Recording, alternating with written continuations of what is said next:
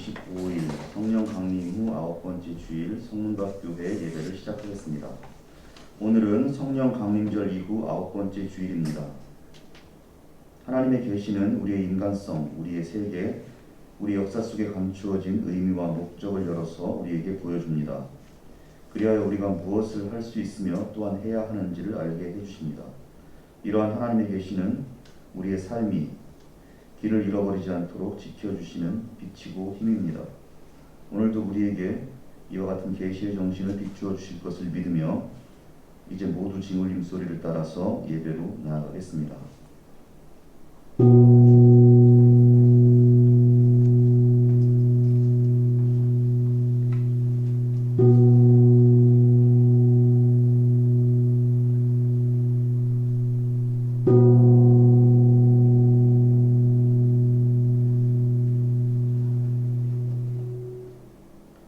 우리 주 예수 그리스도의 하나님 영광의 아버지께서 지혜와 계시의 정신을 너희에게 주사 하나님을 알게 하시고 너희 마음 눈을 밝히사 그의 부르심의 소망이 무엇이며 성도 안에서 그 기업의 영광의 풍성이 무엇이며 그의 힘의 강력으로 역사하심을 따라 믿는 우리에게 베푸신 능력의 지극히 크심이 어떤 것을 너희로 알게 하시기를 구하노라.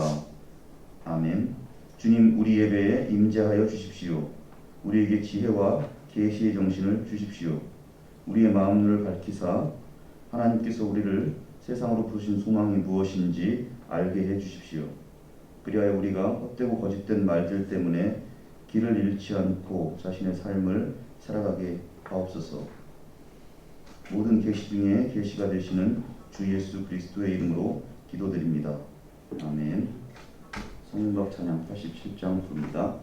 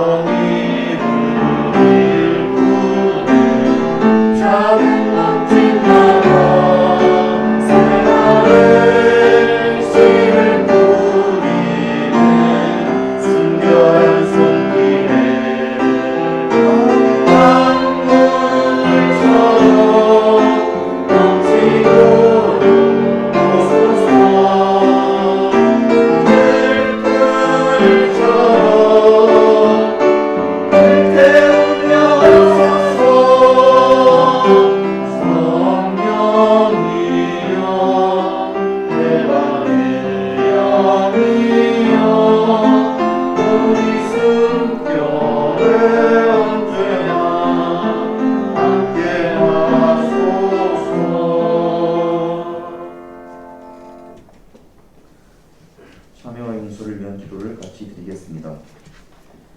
주님, 그리스도의 운명에 계시된 하나님의 사랑을 우리는 모르고 있습니다. 주님, 우리를 통해 세상에 계시되어야 할 사랑도 우리는 모르고 있습니다. 아멘.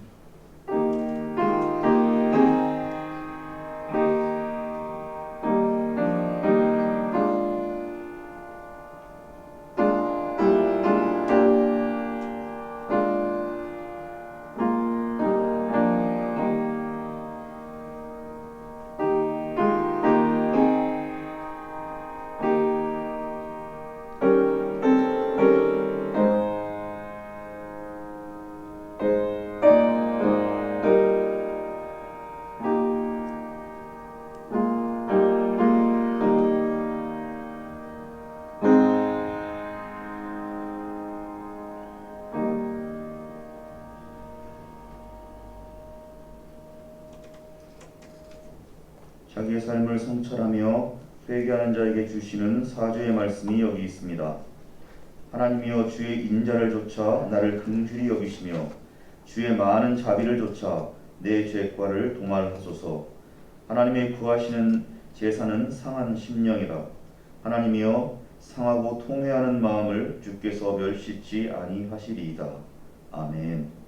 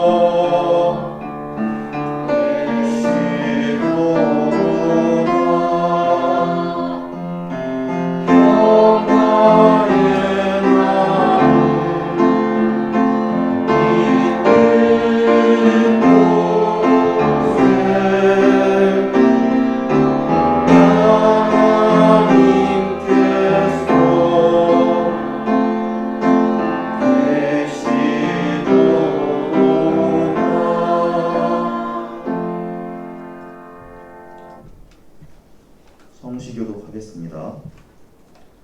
어리석은 사람은 마음속으로 하나님이 없다 하는구나. 그들은 한결같이 썩어서 더러우니 바른 일을 하는 사람이 아무도 없구나.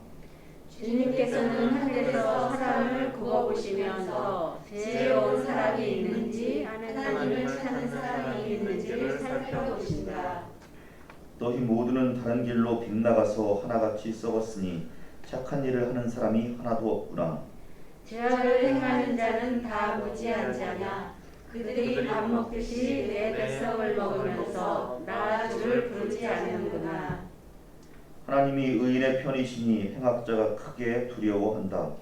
행악자는 가난한 사람의 계획을 늘 좌절시키지만 주님은 가난한 사람을 보호하신다. 하나님 시온에서 나오셔서 이스라엘을 구원하여 주십시오. 주님께서 당신의 백성을 그들의 땅으로 되돌려 보내실 때에 야곱은 기뻐하고 이스라엘은 즐거워할 것이다. 아멘. 이 시간 우리를 위해서 심영수 집사님께서 기도의 녹음을 보내주셨습니다. 함께 기도하도록 하겠습니다.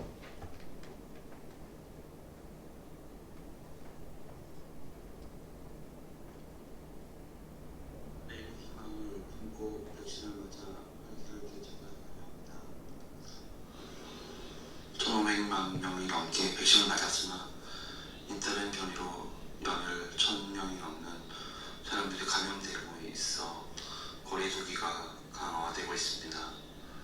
이 와중에 올림픽이 개막하였습니다.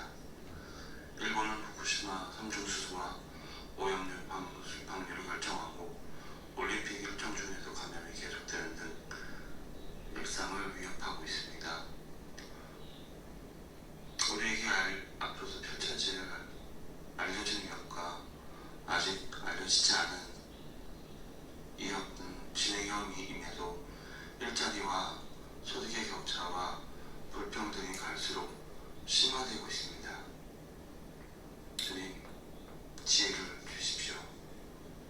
주님, 4년 전 촛불시민혁명의 가치와 정신이 처참하게, 참담하게 흔들리지 않게, 미뤄지지 않게, 끊기지 않게,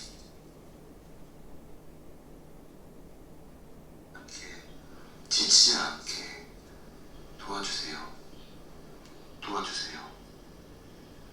이어지는 목사님의 메시지가 우리 공동체에 힘이 되게 하시고 다른 공동체에도 큰 힘이 되게 해주세요. 치유와 사랑의 예수 이름으로 안에서 기도합니다. 아멘.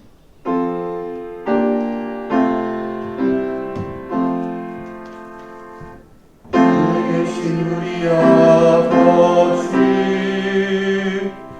이미 거룩히 여김을 받으시오며 나라 임하시며 뜻이 하늘에서 이룬 것 같이 땅에서도 이루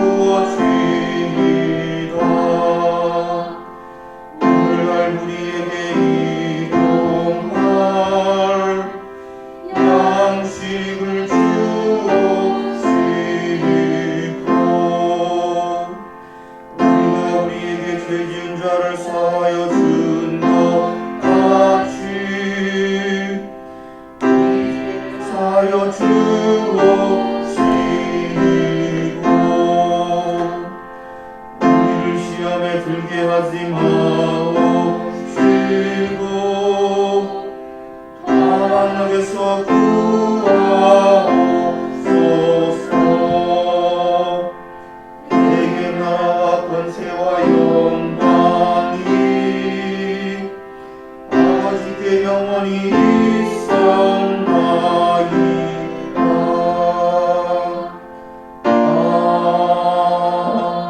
아멘. 오늘 우리에게 주시는 말씀을 함께 교독하도록 하겠습니다. 오늘의 첫 번째 본문은 사무엘하 11장 1절에서 15절입니다. 그 다음 해 봄에 왕들이 출전하는 때가 되자 다윗은 요압에게 자기의 부하들과 온 이스라엘의 군인들을 맡겨서 출전시켰다. 그들은 암몬 사람을 무찌르고 랍바를 포위하였다. 그러나 다윗은 예루살렘에 머물러 있었다. 어느 날 저녁에 그는 다시 자기의 집으로 돌아갔다. 얼마 뒤에 그 여인은 자기가 임신한 것을 알고 다윗에게 사람을 보내어 자기가 임신하였다는 사실을 알렸다. 다윗이 그 소식을 듣고는 요압에게 전가를 보내서 햇사람 우리아를 영궁으로 보내게 하였다. 요압이 우리아를 다윗에게 보내니 우리아가 다윗에게로 왔다. 다윗은 요압의 안부와 군인들의 안부를 묻고 싸움터의 형편도 물었다. 그 다음에 다윗은 우리아에게 말했다. 이제 그의 집으로 내려가서 목욕을 하고 쉬어라. 우리아가 전에 물러가니 왕은 먹을 것을 함께 딸려서 보냈다. 그러나 우리아는 자기 상전의 종들과 함께 대궐 문간에 누워서 자고 자기 집으로는 내려가지 않았다.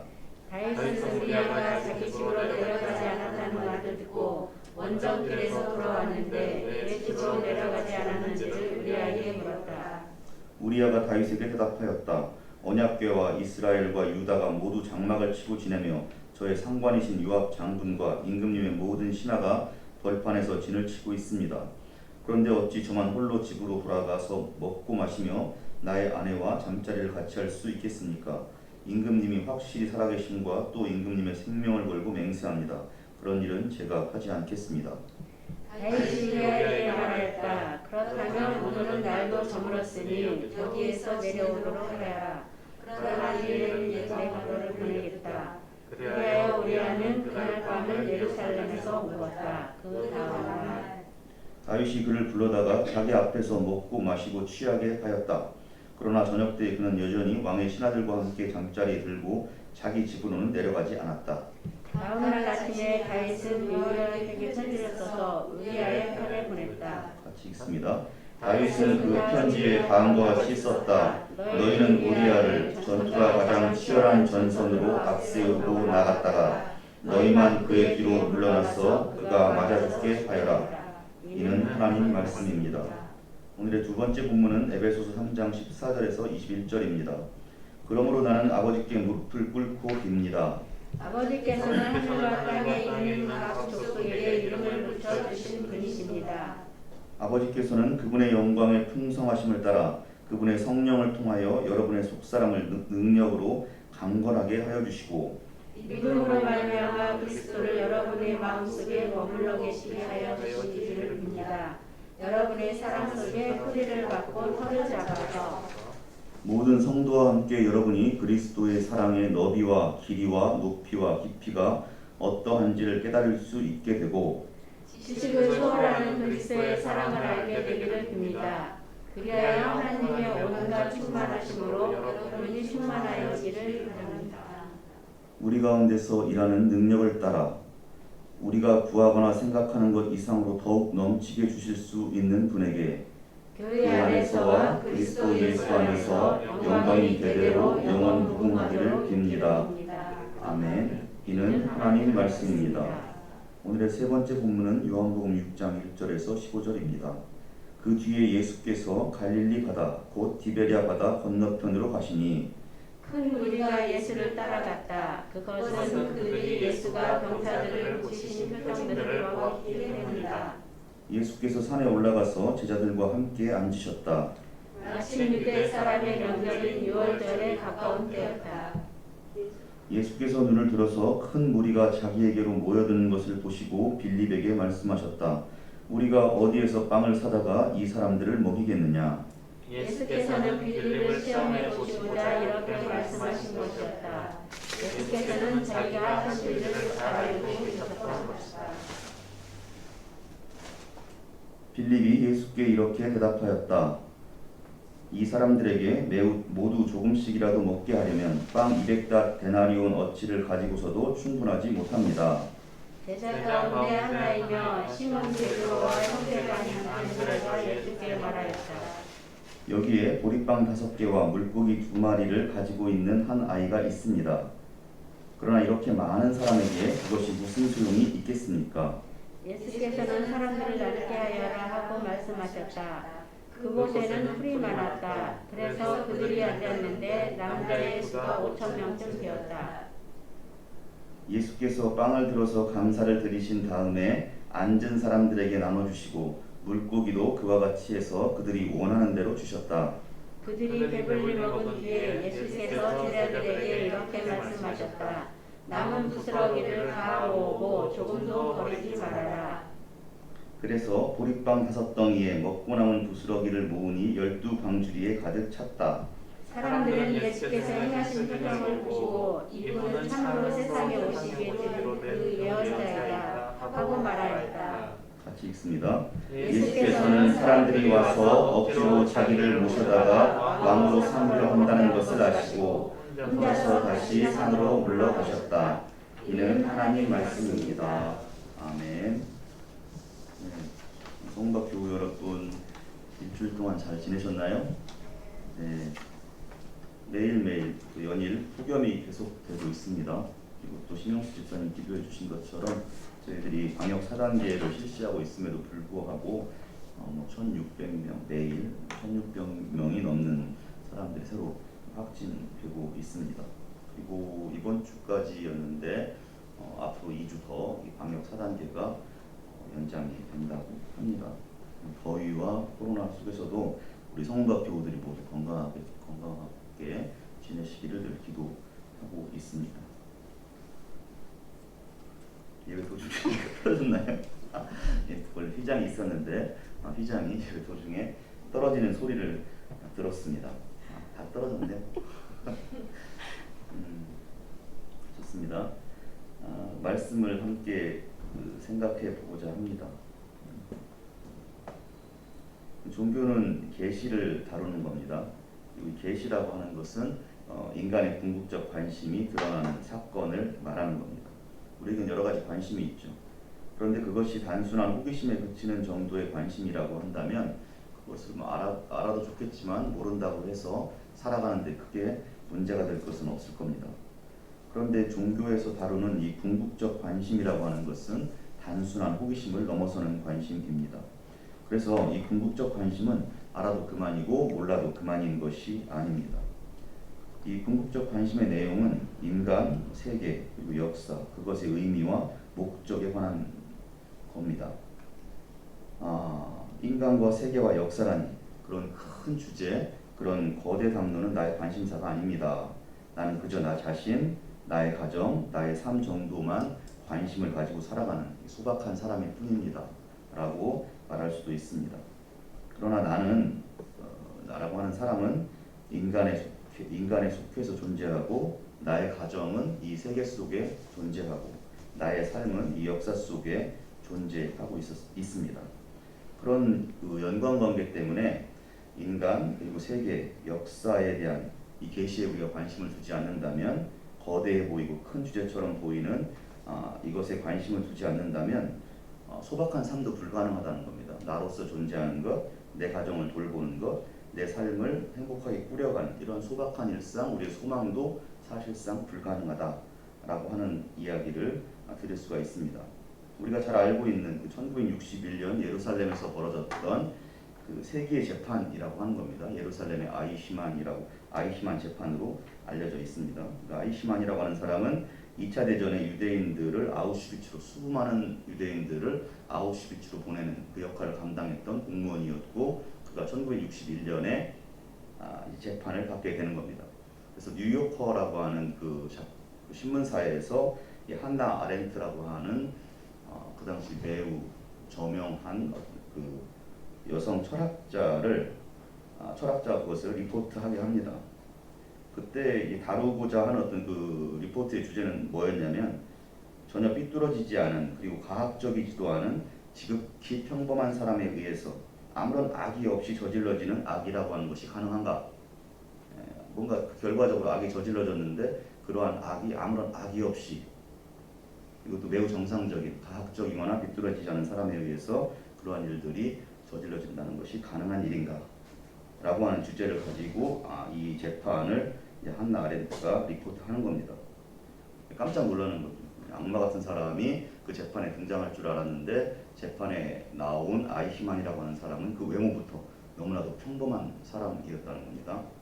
자기 일에 너무나도 충실한 사람이었고 자기 가정에 충실한 사람이었고 자기에게 주어진 임무를 매우 성실하게 수행하는 사람이었다라고 하는 겁니다. 그런데 그 사람이 한 그 일의 결과는 600만 명의 유대인들을 아우슈비츠로 보내서 가스실로 보내고 화장터로 보내는 그런 역할들을 감당한 겁니다.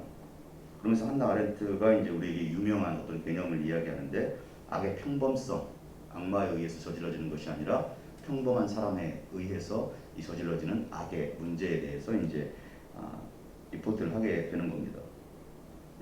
한나 아렌트의 결론은 그런 거였습니다. 이러한 사건은 인간과 세계와 역사에 관한 지극히 무성찰적인 또는 지극히 피상적인 평범한 삶이 어떻게 인간과 세계와 역사를 왜곡할 수 있으며 파괴할 수 있는지를 보여주는 전형적인 예다, 그렇게 얘기했습니다. 다르게 우리가 표현할 수 있다면 우리가 앞에서 말한 궁극적 관심에 관심을 두지 않는 그 삶이 얼마나 악마적인 삶이 될 수 있느냐라고 하는 것에 대한 증언이라고도 말할 수 있습니다. 그러므로 나와 내 가정을 돌보면서 내 삶을 꾸려가는 또 소박한 삶을 목표로 살아가기 위해서라 할지라도 우리는 세계, 그리고 역사, 인간, 이것의 의미와 목적이라고 하는 궁극적 관심에 관심을 두지 않고 살아갈 수는 없다라고 말씀을 드릴 수가 있을 것 같습니다. 그리고 이런 궁극적 관심인 인간과 세계, 역사에 대한 진리, 이것을 우리에게 우리가 볼 수 있도록 현시해주는 이 계시 사건에 대해서 관심을 두지 않을 수 없다라고 말씀드립니다. 그런데 그 계시라고 하는 것, 우리가 이 신앙 안에서 다루는 그 계시라고 하는 것은 언제나 우리가 쉽게 알아들을 수 있는 말로 우리에게 주어지는 것이 아니라 언제나 상징을 통해서 또는 신화를 통해서 표현될 수 있고 전달될 수가 있다라고 하는 겁니다.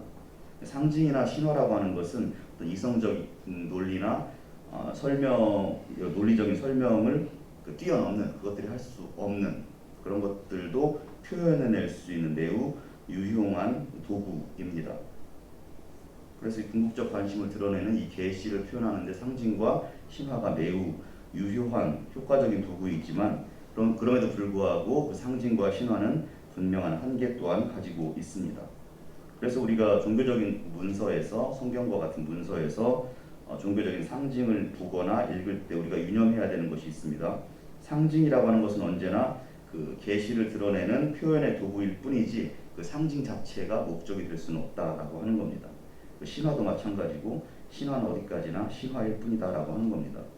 그래서 우리는 그 종교적인 상징을 읽을 때 그 상징이 본래 가리키고자 했던, 그리고 그것을 발견하고자 노력해야 되는 것이고, 그 내용을 발견하게 되면 그 상징이나 신화는 버리고 깨뜨려야 한다라고 하는 겁니다.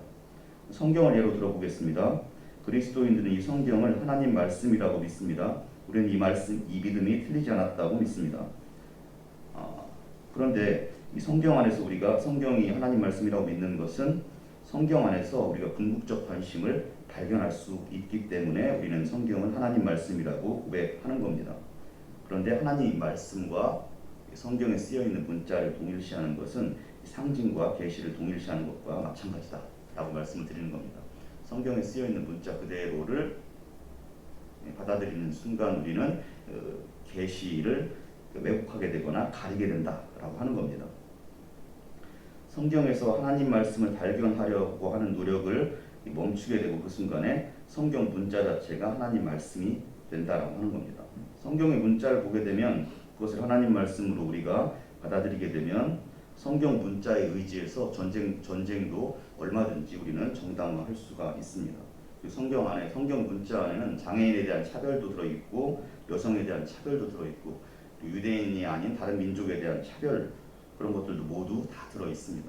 문자에 우리가 문자를 하나님 말씀으로 받아들이게 된다면 그 모든 것들을 우리는 정당화할 수 있다라고 하는 겁니다.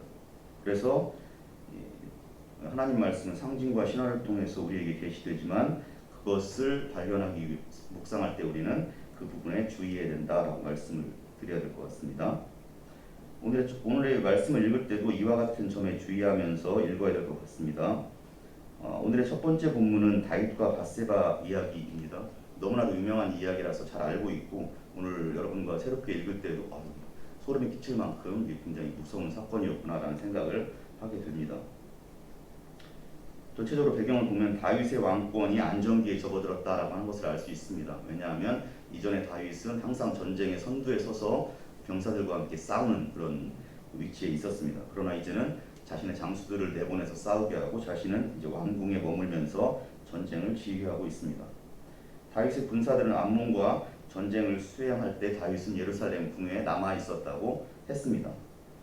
하루 잠깐 낮잠을 자고 저녁이 되어서 왕궁의 옥상을 산책하다가 웬 아름다운 여자가 목욕하는 장면을 다윗이 엿보게 됩니다.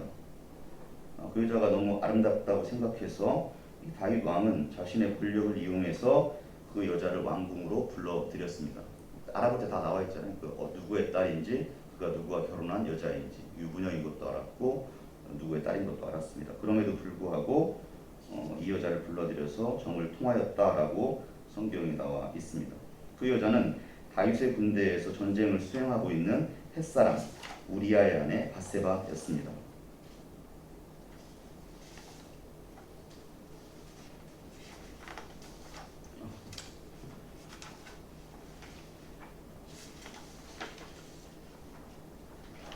다윗과 정을 통한 이 밧세바는 이 자신이 임신했다라는 사실을 알게 되었고 이것을 다윗에게 알렸습니다. 다윗은 이것을 알고 이 사건을 무마하기 위해서 전쟁터에 있는 그 남편 그 우리아를 불러서 자기 집으로 보내게 합니다. 그리고 밧세바가 자신의 아이를 임신했다라는 사실을 감추려고 했습니다. 그런데 보시면 아시겠지만 우리아는 매우 충성스러운 군인이었습니다. 그래서 모든 전우들이 전쟁터에서 목숨을 내걸고 싸우고 있는데 자기만 집에 가서 잘 먹고 잘 자고 그 아내와 잠자리를 함께 할 수 없다 그렇게 말하면서 가지 않는 우직한 그런 장수였습니다. 다윗은 그 모든 일들이 자기 뜻대로 되지 않자 한 통의 편지를 써서 그 편지를 우리아의 손에 쥐어주고 요압에게 전하라 그렇게 하는 겁니다. 그 편지의 내용이 뭔지 잘 아시죠? 전쟁이 전쟁이 절정으로 치달을 때 우리아를 앞세우고 너희들은 뒤로 빠져서 우리아가 그 전쟁에서 죽게 하라라고 하는 겁니다. 자기를 죽게 하라는 그 명령이 들어있는 그 편지를 당사자의 손에 쥐어서 전쟁터로 내보내는 겁니다. 우리아의 편지를 읽은 그 전쟁의 총사령관 요압은 다윗의 명령대로 우리아를 사집으로 내몰았고 결국 우리아는 그 전쟁에서 죽고 말았습니다. 너무 끔찍한 이야기이고 이야기 자체가 매우 선정적인 이야기입니다. 그러나 이야기의 선정성에 우리가 마음을 빼앗기지 않는다면 이 이야기 속에는 인간이 무엇이냐라고 하는 것에 대한 계시의 내용이 담겨 있다고 볼 수가 있습니다. 인간이라고 하는 것은 그 인간이 이스라엘 역사에서 가장 위대한 왕으로 추앙받는 다윗이라 하더라도 절대 권력을 자신의 손에 쥐게 되면 그가 어떤 일을 저지를 수 있는 존재인가라고 하는 것, 인간의 실체를 우리에게 보여주고 있는 계시입니다. 인간은 자신의 권력을 이용해서 이와 같은 사람이라 할지라도 위력에 의한 성폭행도 할 수 있고 자신의 범죄를 감추기 위해 죄 없는 사람을 사지로 몰아서 죽일 수도 있는 것이 인간이다라고 하는 것. 그리고 그러한 가능성은 다윗과 같은 영웅이라 하더라도 다를 바가 없다라고 하는 인간의 매우 부정적인 측면에 대한 계시의 내용을 이야기가 담고 있습니다. 오늘의 두 번째 본문인 에베소서에서 바울은 인간의 다른 가능성에 대해서도 말해주고 있습니다. 바울은 본문 17절에서 믿음으로 말미암아 하나님께서 그리스도를 여러분의 마음속에 머물러 계시게 하여 주시기를 바랍니다 라고 기도합니다. 여기에서 그 마음이라고 하는 것은 인간의 가장 깊은 내면, 인격의 중심을 의미한다고 말할 수 있습니다. 앞에서 살펴본 대로 인간에게는 상상하기 어려운 그 어둠이 있습니다. 그러나 그와 더불어서 가장 고귀한 면이 있는 것도 사실입니다. 이런 말은 상식적으로 당연히 그렇다라는 관념이기보다는 인간이 어떤 극단적 상황에 부닥쳤을 때 드러나는 인간의 두 모습이 같은 상황에서 두 모습이 발현되는 그런 사례들을 통해서 확인할 수가 있습니다. 같은 상황 속에서 인간은 전혀 다른 모습으로, 악마의 모습으로 또는 천사나 성자의 모습으로 자신의 인간성을 발현하기도 한다라고 하는 사례들이 우리들에게 많이 보고되어 있습니다. 예를 들어서 2차 세계대전 중 아우슈비츠를 비롯한 이 죽음의 수용소를 돌아다니며 4년을 보냈던 정신과 의사가 있었습니다. 이 사람의 이름은 빅터 프랭클이라고 하는 사람이고요. 그가 자기의 어떤 죽음의 수용소 경험들을 경험하고 나서 그 죽음의 수용소에서라고 하는 그 보고서를 내는 겁니다. 단순히 자기의 경험만, 자기가 무엇을 경험했는지에 대한 그 개인적인 이야기라기보다는 그 죽음의 수용소라고 하는 극한 상황 속에서 사람들이 어떻게 행동하는가에 대한 그런 이야기입니다. 그리고 그것을 근거로 해서 이 사람이 이제 그 어떤 로고테라피라고 하는 어떤 심리 치료를 이제 개발하기도 합니다. 빅터 프랭클은 수용소라고 하는 그곳에 수용소에서 살게 된 그 죽음의 수용소에서 살게 된 사람들이 악마 또는 성자와 같이 자기의 인간성을 발현하는 것을 보았다라고 이야기합니다. 같은 상황 속에서 어떤 사람은 악마같이 행동했고, 사실 그 책에는 돼지처럼 행동했다라고 나와 있습니다.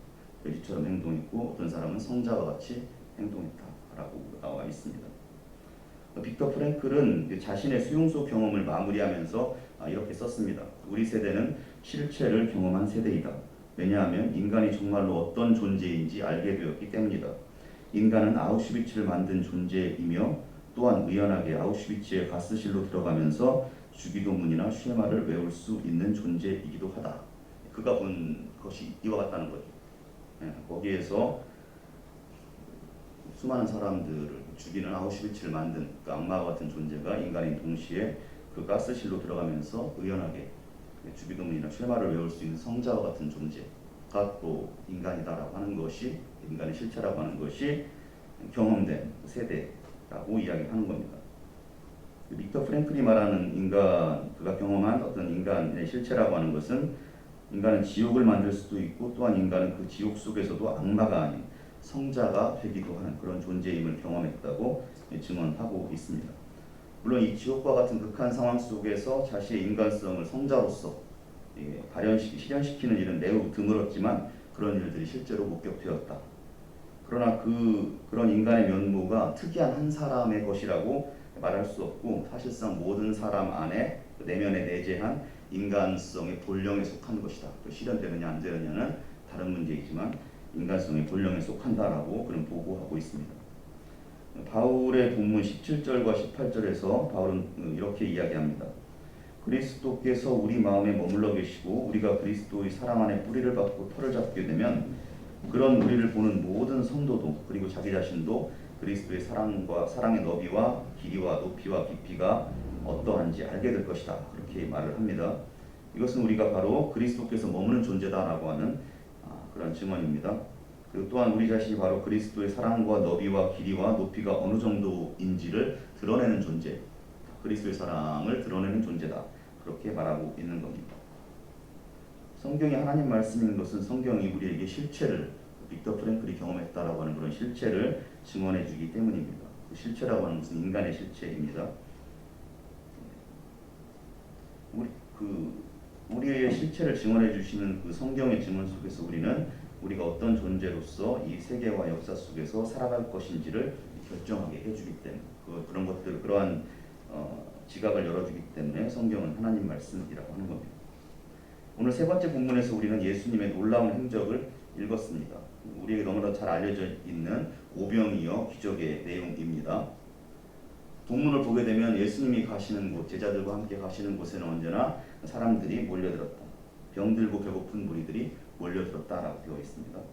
그날도 마찬가지였습니다. 예수님과 제자들은 자기에게 몰려온 배고픈 무리들과 함께 저녁을 맞이하게 되었습니다.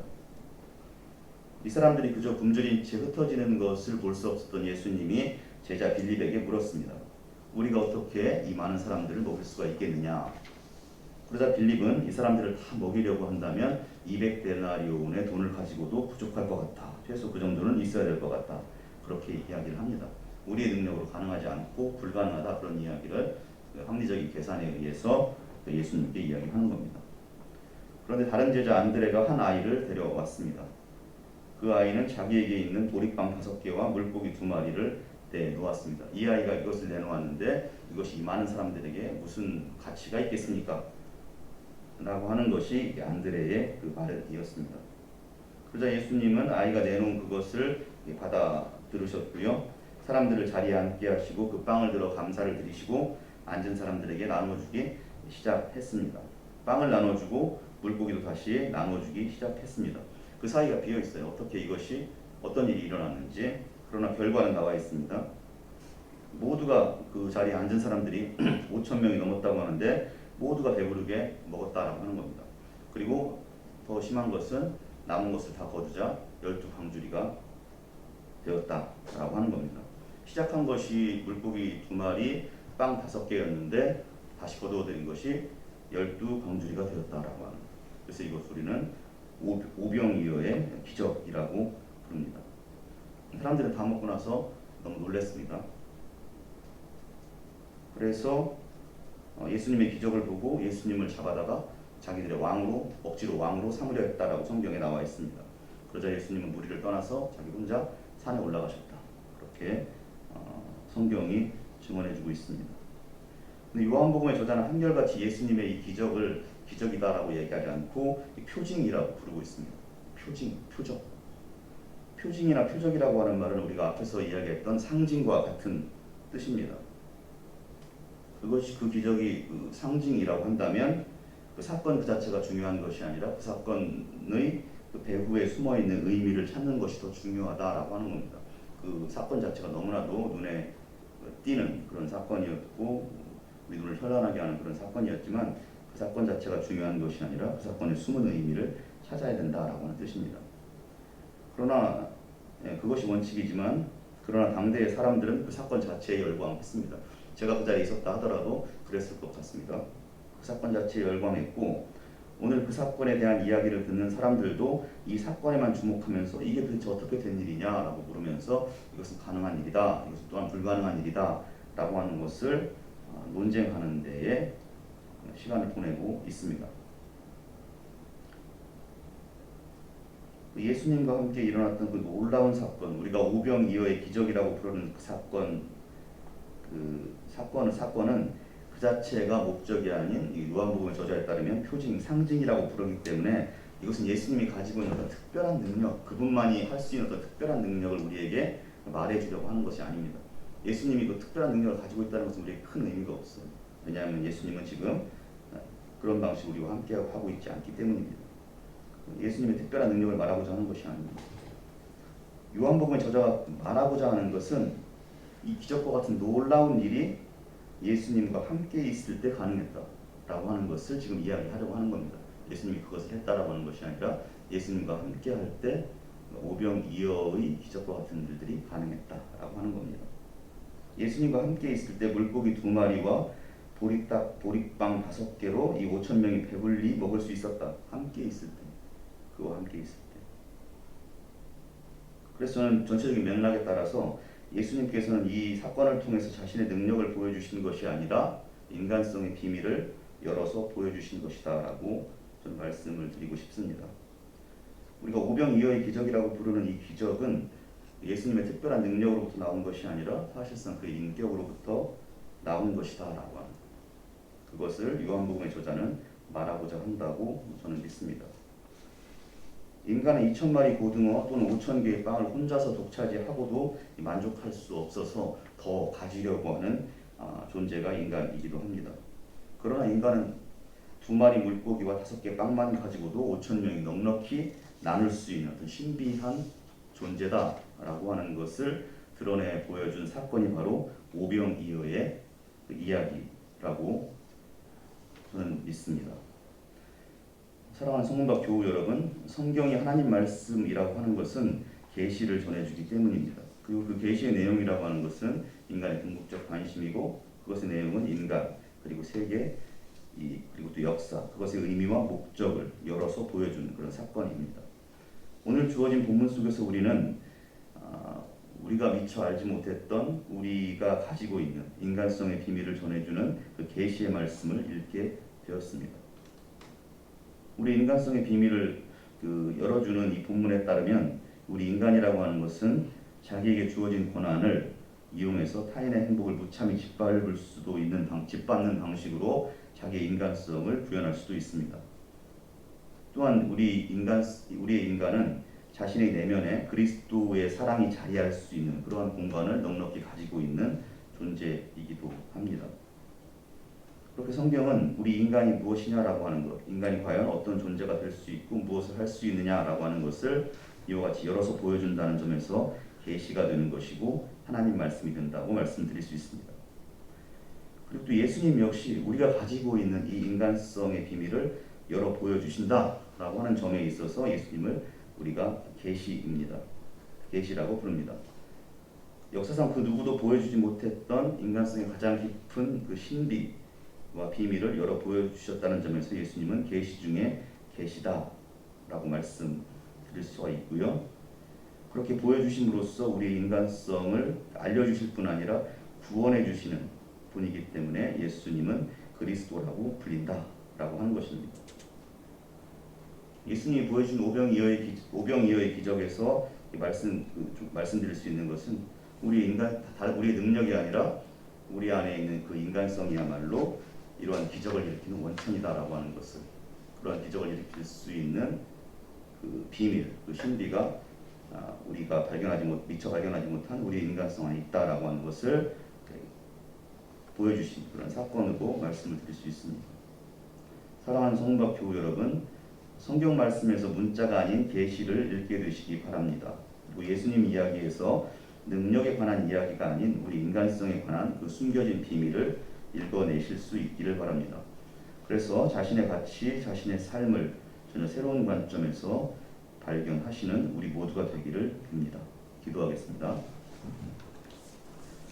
주님, 2,000마리 물고기와 5,000개의 빵을 가지고도 자신의 작은 배조차 채우지 못하는 어리석고 가련한 존재가 바로 인간이며 2마리 물고기와 5개 보리빵이란 하찮은 것으로도 5,000명과 더불어 나누면서 행복할 수 있는 존재가 또한 인간이라는 것을 알게 해주셔서 감사합니다. 이러한 인간성의 발현이 혼자는 불가능해 보이지만 주님과 함께할 때 가능하다는 요한복음 저자의 증언을 우리가 믿게 해주십시오. 이것을 묵상하면서 우리는 과연 어떤 존재로서 우리의 인간성을 발현하고 싶은지 묵상하게 해주십시오. 우리에게 숨겨진 우리의 인간성을 열어서 보여주시는 우리의 계시가 되시는 주 예수 그리스도 이름으로 기도하옵나이다. 아멘. 성문답 찬양 5장 같이 부르겠습니다.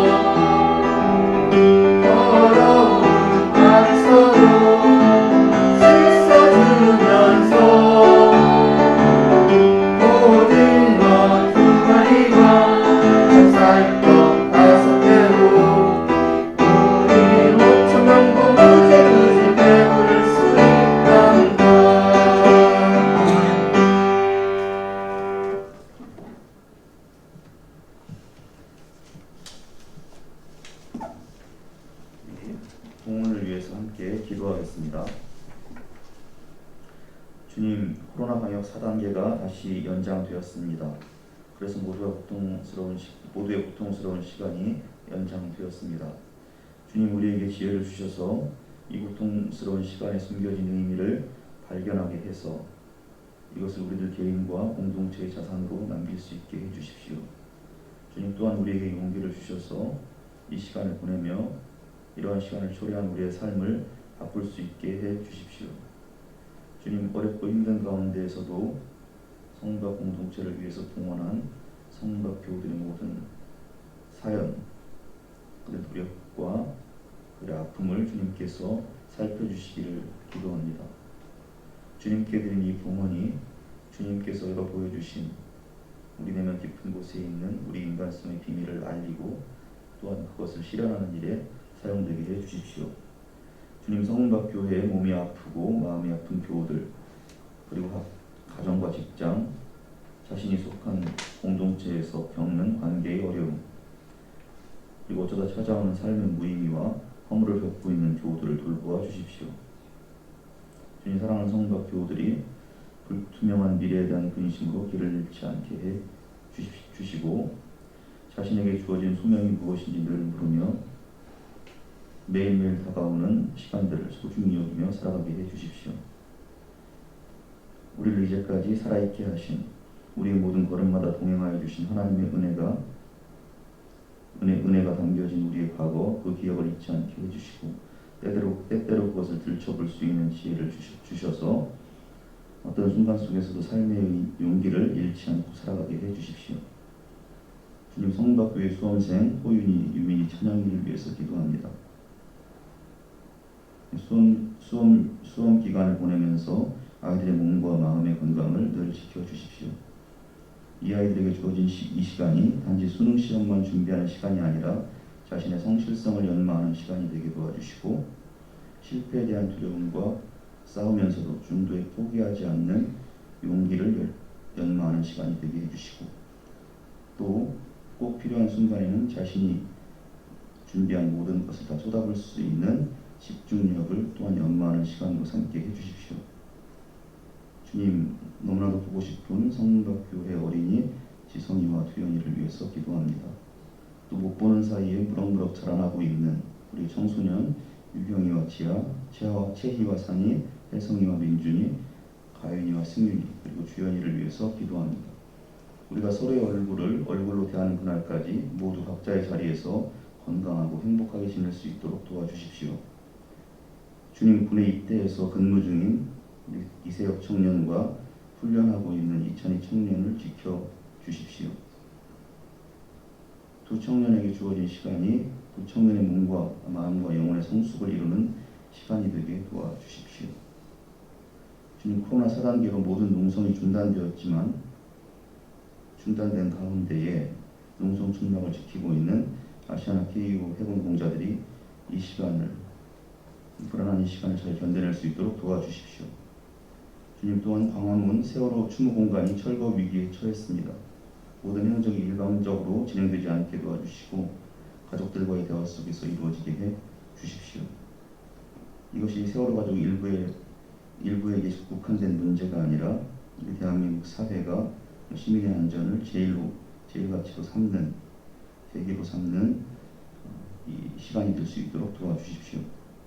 또한 민주화를 실현하기 위하여 여전히 희생당하고 있는 미얀마 시민들, 이 큰 위기 속에서도 늘 언제나 주님의 한없는 사랑과 은총이 미얀마 시민들과 함께하기를 기도합니다. 우리의 모든 기도를 들어주시는 주 예수 그리스도의 이름으로 기도하였습니다. 아멘. 좌우에 계신 분들과 평화의 인사, 안부의 인사 잠시 나누도록 하겠습니다. 네, 안녕하십니까. 잘 지내셨죠? 말씀드렸는데요. 이미 원래 코로나 방역 4단계가 오늘까지였는데 2주 더 연장이 되고 말았습니다.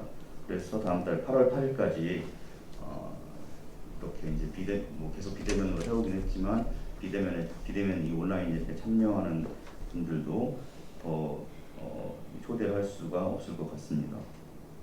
그리고 연일 계속되는 폭염입니다. 그래서 아침에도 30도, 한낮에는 36도, 7도까지 올라가는 날씨가 계속되고 있습니다. 이 폭염 속에서 고생하고 있는 성문박 교우들 모두의 건강을 위해서 서로 기도하고 또 전화나 연락을 해서 서로 안부를 물었으면 좋겠습니다. 성문박교회 수험생 호윤이, 유민이, 찬영이 그리고 가족들을 위해서도 기도해 주시기를 부탁드립니다.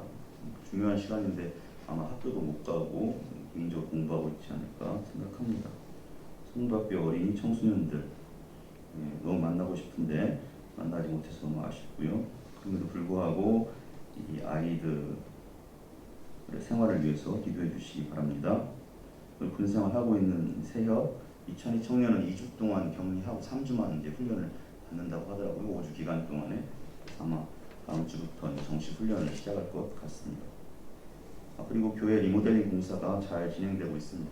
보시는 분은 아시겠지만 외벽이 지금 다 이렇게 거의 다 올라갔거든요. 외벽이 올라가면 창에 이제 창호라고 해서 저렇게 창틀을 설치하고 나면 그때 이제 내부 공사에 들어갈 수가 있다고 합니다. 8월 열심히 하게 되면 완성이 될 것 같습니다. 9월에는 들어갈 수가 있을 것 같은데 너무 서두르다가 다치는 사람 없도록 안전을 위해서 기도해 주시기를 부탁드립니다. 기도 중에서도 말씀드렸는데 농성장도 이제는 1인 피켓 이외에는 할 수 있는 방법들이 없어서 계속 위축되고 있습니다. 아시아나 KO 해군 노동자들을 위해서 기도해 주시기를 바랍니다. 8월 첫째 주가 이제 성문박 교회에서 이제 기도회를 담당을 했는데 그때까지가 지금 4단계이기 때문에 미뤄질 가능성이 있을 것 같습니다. 소식이 다시 정리가 되면 다시 말씀드리도록 하겠습니다.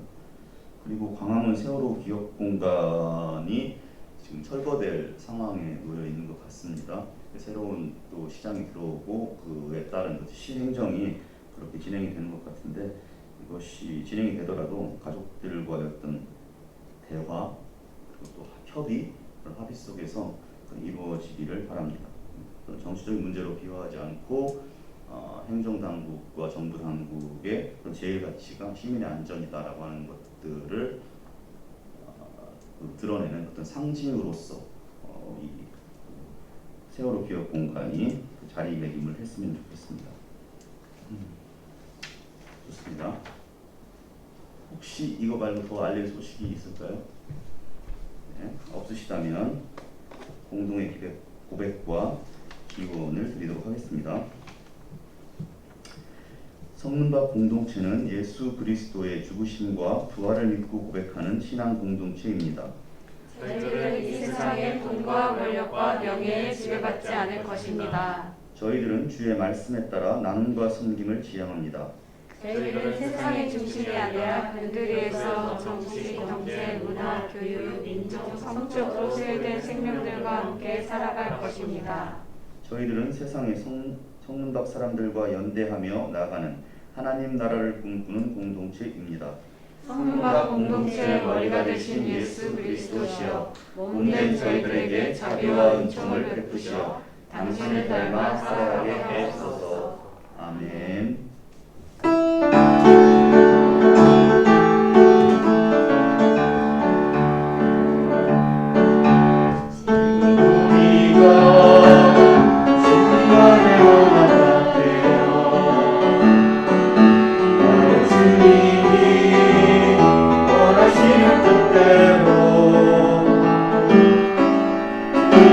시사 높게 있는 노래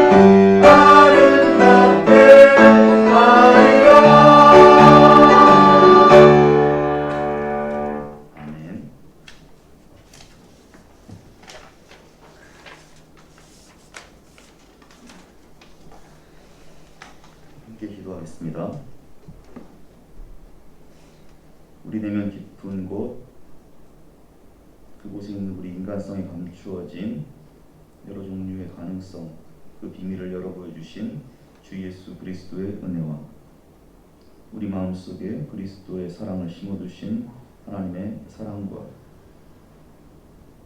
우리를 하나님의 사랑과 그리스도의 은혜를 전하는 계시의 도구로 삼으시는 성령의 충만함이 주께서 사랑하시는 성문과 교우들과 아시아나 KU 회원 노동자들과 세월호 가족과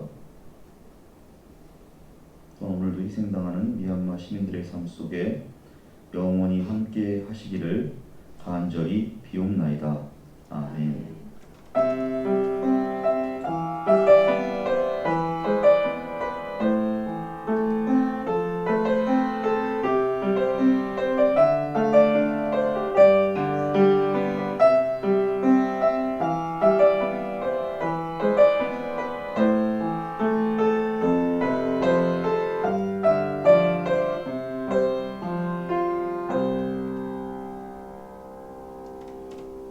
이것으로 예배를 마치겠습니다. 함께해 주신 온라인으로 함께해 주신 교주들께 감사를 드리고요. 가족들과 함께 맛있는 점심도 하시고 쉼과 회복이 있는 주일 오후 맞이하시기를 바랍니다. 이 자리에 함께한 저희는 박수로 예배를 마치겠습니다. 고맙습니다.